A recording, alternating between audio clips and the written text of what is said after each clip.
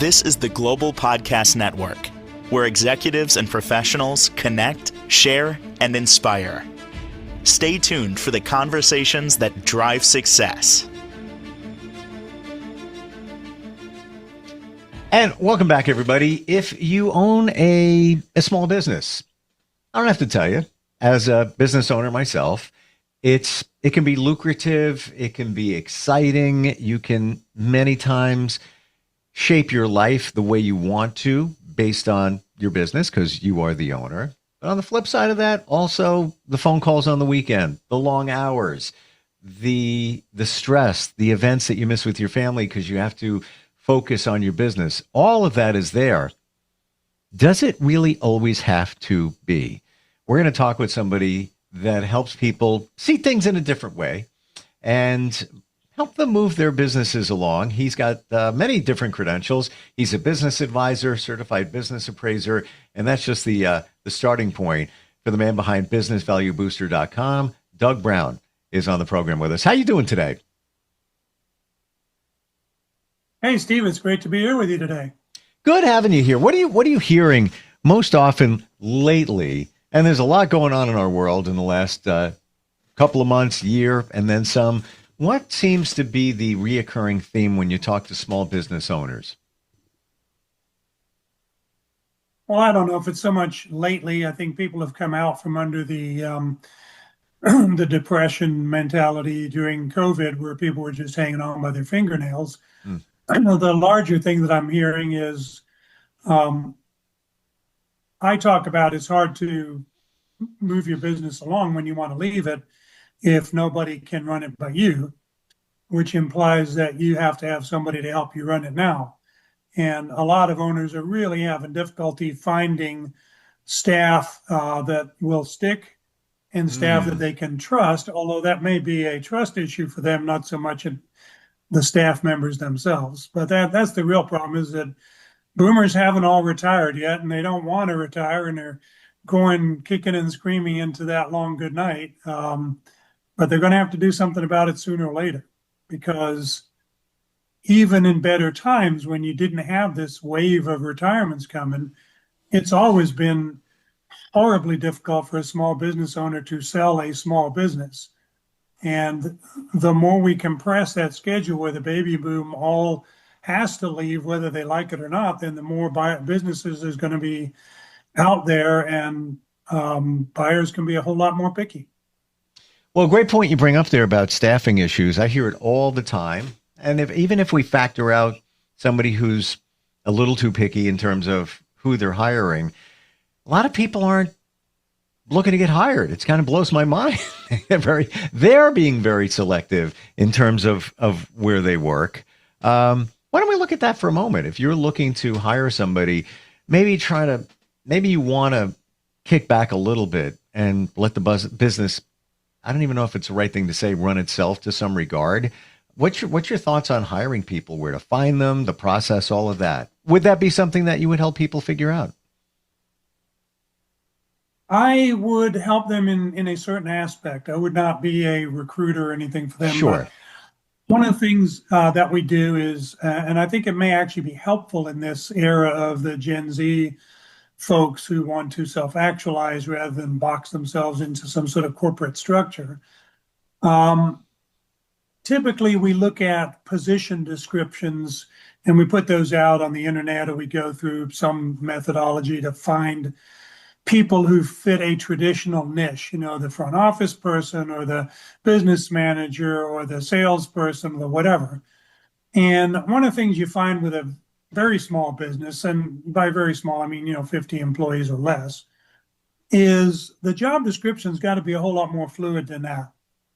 And there are many things that need to be done in a business. An owner knows intuitively what they are, but one of the things I work with them on, not immediately, but as we move down the road, is really defining what the moving parts are in their business and looking at, well, who in the business would be best suited to do that thing?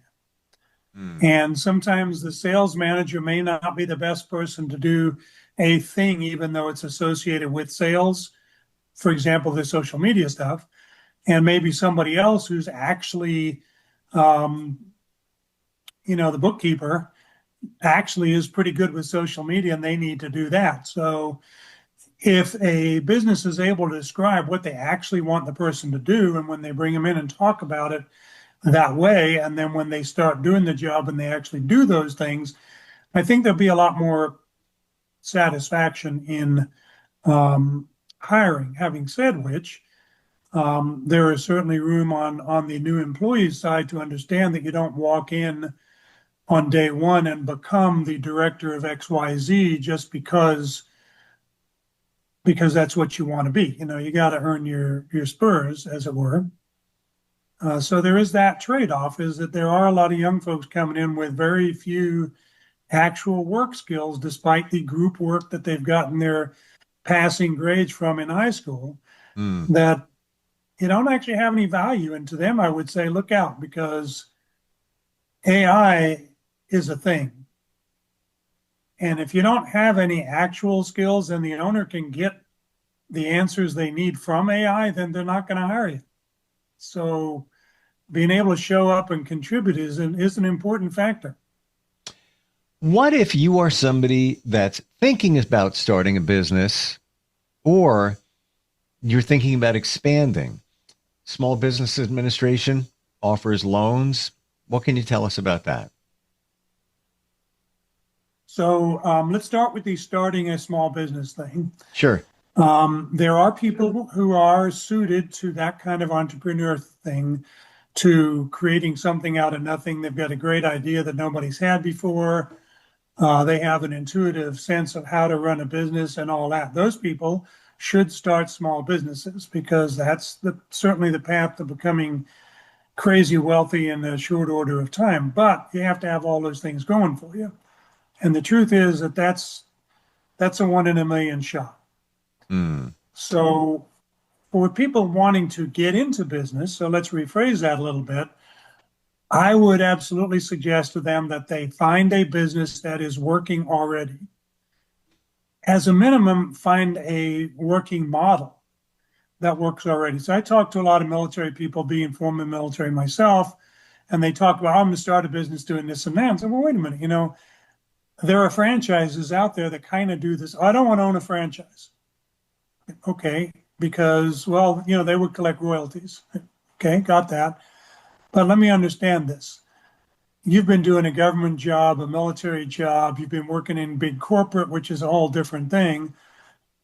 So you don't know anything about small business. You don't know anything about the particular kind of business that you want to get into.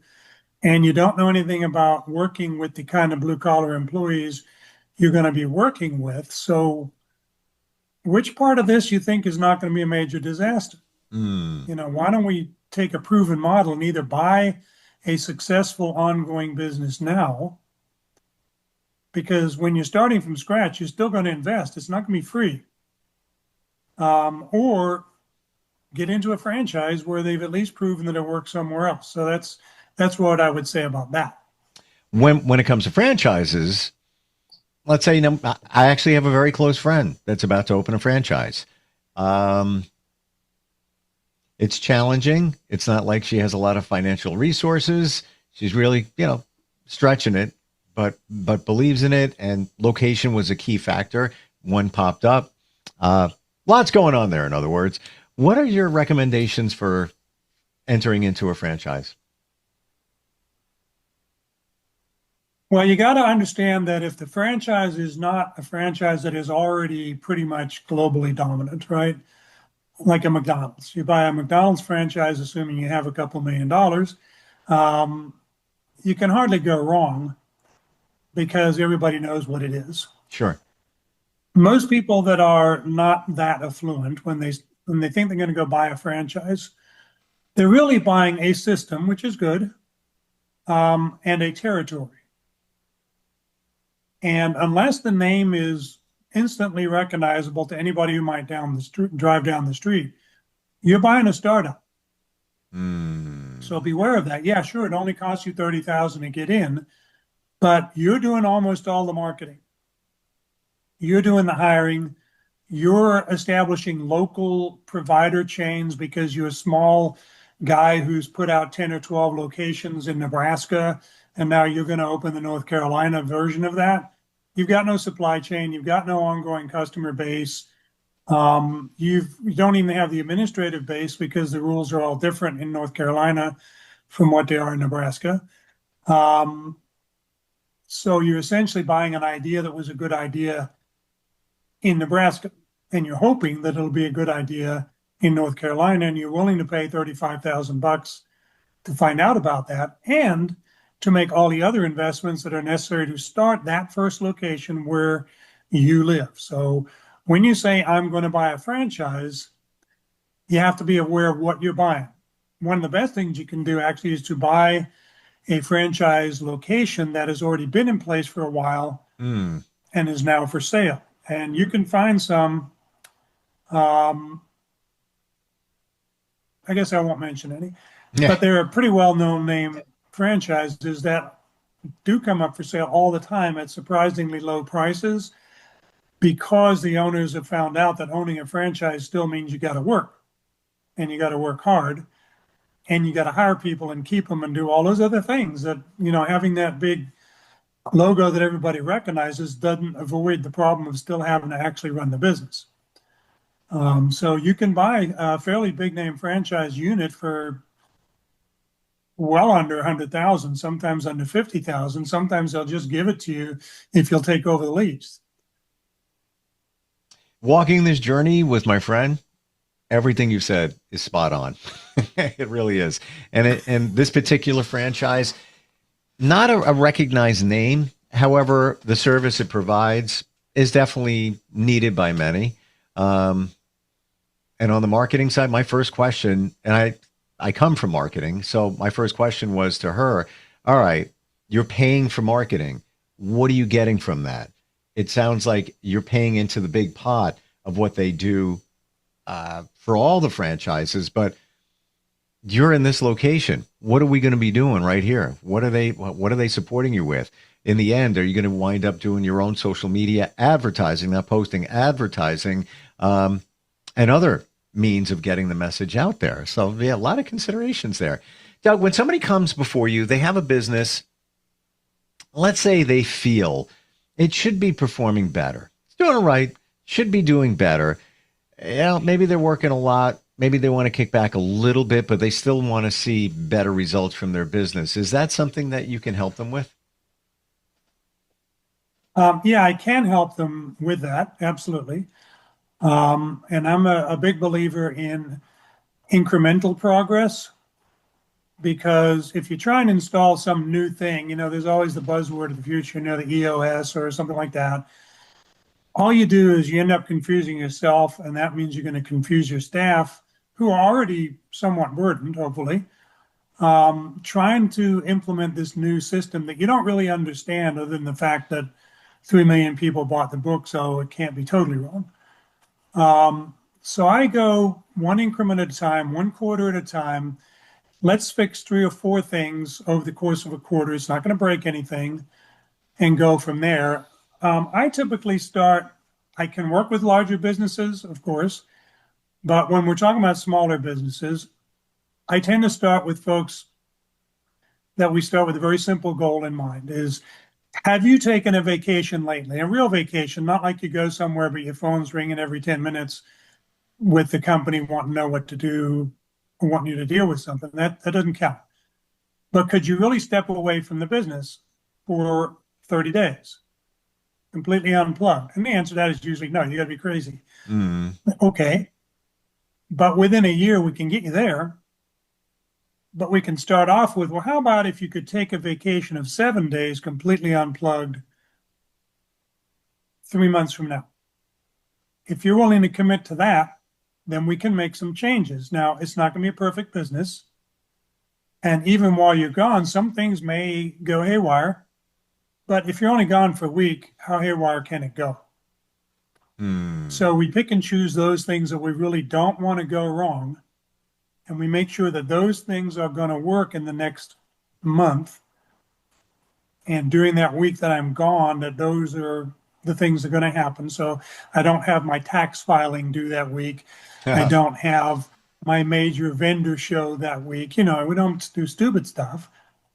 But you pick a week where you know you can be gone, then you really do it. Well, okay, then we backward plan from there.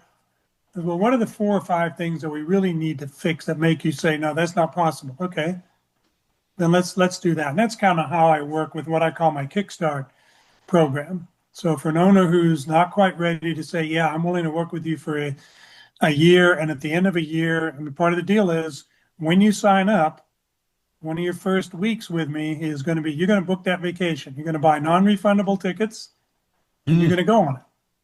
Now we're going to work toward it. If you're not willing to do that, then we do the Kickstart. We say, well, let's try 90 days and see if we can make a believer out of you that you can at least leave for a week and the business isn't going to collapse. Now, it is possible if you're a solo provider that may not work either. And it's really difficult for solo providers to build business. Can I help you improve the business? Over time, can we make it less dependent on you? But it's going to require doing things that as a solo practitioner are not really in your mindset. Like you're going to have to hire at least a virtual assistant to answer the phone while you're gone or take emails or however you communicate. You may have to start thinking about somebody who can do the delivery of the thing that you do that makes you special. And a lot of owners don't want to do that because that's what makes them special is that they do this thing. And if somebody else can do it, then they're not special anymore, which is true. But the whole point about ownership, I learned this the hard way, right? Actually, the easy way. One point during my corporate career, the corporate entity that I worked with and was doing pretty well at got shut down by its parent corporation, not because of 9/11, but it was tangential to that. And they called us all in and said, okay, this business unit is out of business as of the end of this week. But, we'll help pay the recruiter fee for you if you need that. That was it. And that was the severance package. Thank you. And, but I was on a contract where we were actually building voting machines in the state of Georgia. And the folks who were having our company help them do that wanted to continue on. So I had my team and we did that. I formed a little company and we went and did that. And I was working away and they were working away. And then one week I had to go up and talk to the guy who was running the company out of town for several days. I thought, oh gosh, well, the work's going to fall behind and what are we going to do? But I realized when I got back, I realized that I had 5 people and I was taking 20% off the top of each of them because I had gotten them in the deal.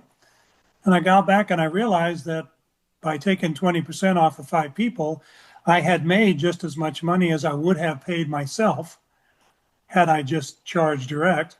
And I had gotten a whole lot of new work for us to do when this contract was over.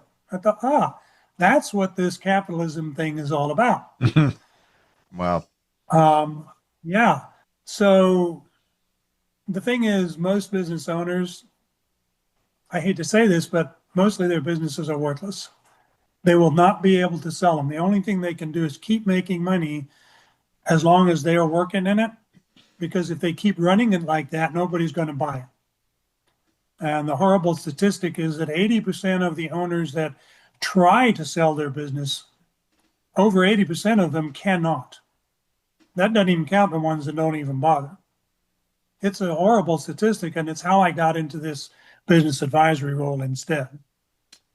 I've heard a lot of stories too of couples that got divorced, and let's say one half had a business and they were trying to figure out the value of the business, but that person was the business.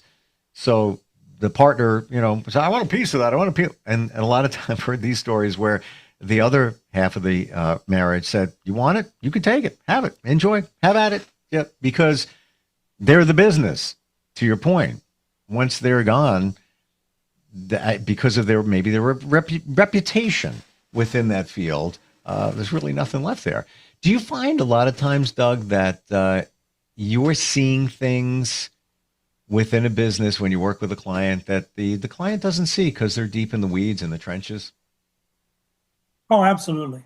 And it's not because they're stupid or anything, right? They are just so busy fighting, fighting off the alligators that they forget that the objective was to get the treasure chest out of the swamp. And there are so many things about a business that has so many moving parts that there's always the temptation to say, I don't have time to think about those kind of futuristic things. I'll do that someday. Okay, someday when? Well, someday when I'm not so busy. So you've been working 60-hour weeks for the last 5 years. What are the odds that someday you won't be so busy? What happens that, they think, well, if I just, because they listen to other business owners, right? Well, you just got to gut it out. That's what business ownership is about. And if you just work a little harder, I will work myself out of this overwork situation. And because they don't know what the alternative is. So what my Kickstart program does, for example, and I'm not the only one, right? Business owners need to listen to whoever's going to give them this advice, but they will actually do it. But if a business owner can take 4 or 5 hours a week to work through things that we call working on the business rather than working in it, with the view of making it less dependent on them, then they have the opportunity that within a reasonable time period, some of these problems of being totally overwhelmed and being the only person that makes it go, some of them can be reduced at least to a manageable level. Because if not, if they wait for someday, one of the things I tell people is that you don't get to choose someday. Someday chooses you. You get sick, your wife gets sick, your kids have grandkids and you want to move in near them. Somebody comes along and they want to buy out, they want to buy your company because they want to roll it into theirs. It could be a good thing, right? Some fabulous opportunity comes along. The industry has a downturn that you didn't foresee. You run out of money to subsidize. Anything can happen like that. And you didn't choose that someday. So the Exit Planning Institute, for example, has run these surveys for years. Their members, so this is people who have already looked forward enough to engage an exit planner. 70% of those people end up exiting several years before they had planned to. That's the ones that we're thinking about it. So I tell people, look, your someday could be Sunday. It's a great way to look at it because we never know what's going to happen. Even nobody I know around here can tell us with full certainty in 5 minutes what's going to happen. Haven't found that person yet. We have reasonable, assumptions, but we don't know for sure. This is for anybody that is looking to be more profitable, enjoy their business more, to reach out to you. You have different plans, different plateaus. Is it as simple as just going to businessvaluebooster.com? Yes. In fact, you have to do that because I can only handle so many people myself. Hands up, I am a solopreneur. I don't plan on taking more than a couple of dozen clients at a time. I don't plan on starting up some bogus certification program so that other people can teach this stuff. But I don't take anybody on at all unless they've done the starter kit. Because what it does is gives them exposure to what I do, what I think about, some of the exercises we would do together. And at the end of that starter kit, a person will find out, well, why are you really owning this company in the first place? And what do you think it's going to do for you in the long run as far as your financial picture? And are you willing to do the things that you need to do, or you want to just keep grinding it out? Because if that's what you want to do, knock yourself out. I can't want it for them more than they want it for themselves. Based on our conversation, most important question I feel today for you, Doug, is when is your next vacation? Oh, well, I just came off of a almost 3-week vacation on a river cruise in Eastern Europe, which was awesome. I have another major one scheduled for next year just because they're freakishly expensive. But yeah, this year, well, bottom line is you just came off of one. So there, question answer. I went to Miami for a week in the middle of the winter, right? That's a good thing. Good for you. Well, that's what we're talking about. Thank you so much for being here today. So much more to explore next time we get together. Looking forward to it. I am too. Thank you. This is the Global Podcast Network, where executives and professionals connect, share, and inspire. Stay tuned for the conversations that drive success.